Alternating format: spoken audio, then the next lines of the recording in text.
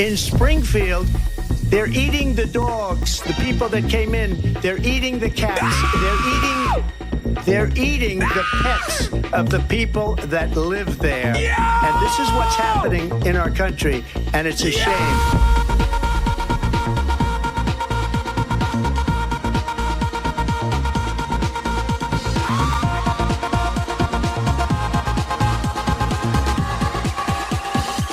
They're eating the dogs.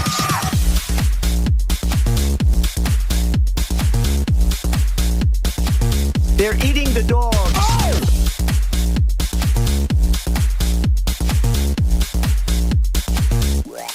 And this is what's happening.